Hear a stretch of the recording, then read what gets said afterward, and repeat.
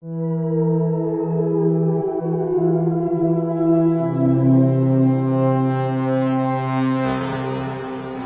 man is kept poor because opportunity has been taken away from him, because other people have monopolized the wealth and have put a fence around it.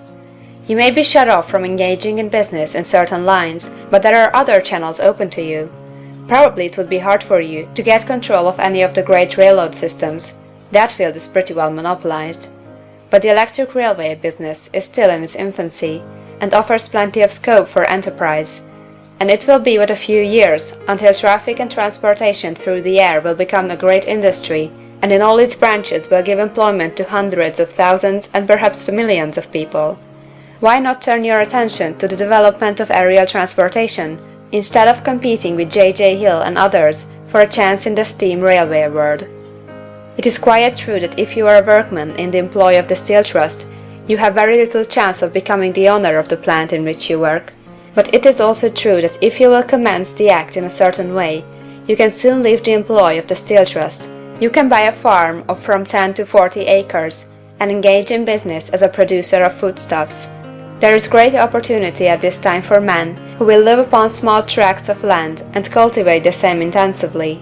Such men will certainly get rich. You may say that it is impossible for you to get the land, but I am going to prove to you that it is not impossible, and that you can certainly get a farm if you will go to work in a certain way. At different periods, the tide of opportunity sets in different directions, according to the needs of the whole, and the particular stage of social evolution which has been reached. At present, in America, it is setting toward agriculture and the allied industries and professions. Today, opportunity is open before the factory worker in his line. It is open before the businessman who supplies the farmer more than before the one who supplies the factory worker, and before the professional man who waits upon the farmer more than before the one who serves the working class. There is abundance of opportunity for the man who will go with the tide, instead of trying to swim against it. So the factory workers, either as individuals or as a class, are not deprived of opportunity. The workers are not being kept down by their masters. They are not being ground by the trusts and combinations of capital. As a class, they are where they are because they do not do things in a certain way. If the workers of America chose to do so, they could follow the example of their brothers in Belgium and other countries, and establish great department stores and cooperative industries. They could elect men of their own class to office, and pass laws favoring the development of such cooperative industries, and in a few years they could take peaceable possession of the industrial field. The working class may become the master class whenever they will begin to do things in a certain way. The law of wealth is the same for them as it is for all others. This they must learn, and they will remain where they are as long as they continue to do as they do.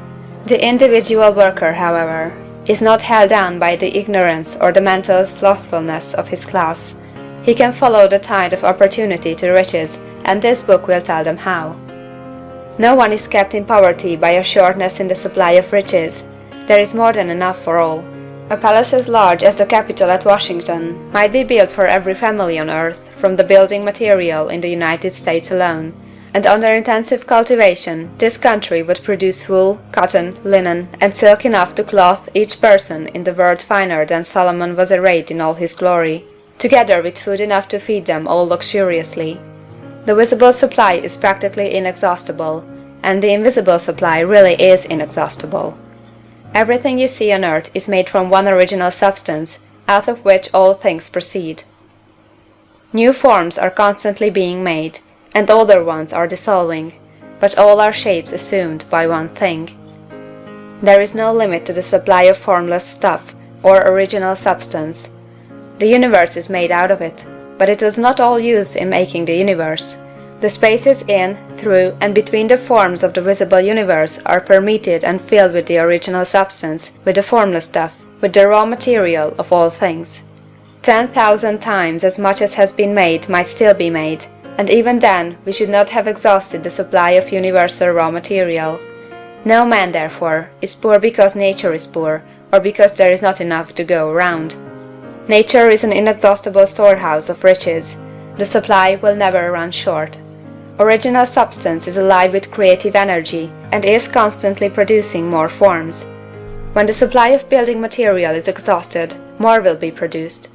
When the soil is exhausted, so that foodstuffs and materials for clothing will no longer grow upon it, it will be renewed, or more soil will be made. When all the gold and silver has been dug from the earth, if man is still in such a stage of social development that he needs gold and silver, more will be produced from the formless. The formless stuff responds to the needs of man, it will not let him be without any good thing. This is true of man collectively. The race as a whole is always abundantly rich, and if individuals are poor, it is because they do not follow the certain way of doing things which makes the individual man rich. The formless stuff is intelligent. It is stuff which thinks. It is alive, and is always impelled toward more life. It is the natural and inherent impulse of life to seek to live more. It is the nature of intelligence to enlarge itself, and of consciousness to seek to extend its boundaries and find fuller expression. The universe of forms has been made by formless living substance, throwing itself into form in order to express itself more fully. The universe is a great living presence, always moving inherently toward more life and fuller functioning. Nature is formed for the advancement of life. Its impelling motive is the increase of life. For this cause, everything which can possibly minister to life is bountifully provided. There can be no lack unless God is to contradict himself and nullify his own works. You are not kept poor by lack in the supply of riches. It is a fact that I shall demonstrate a little farther on, that even the resources of the formless supply are at the command of the man or woman who will act and think in a certain way.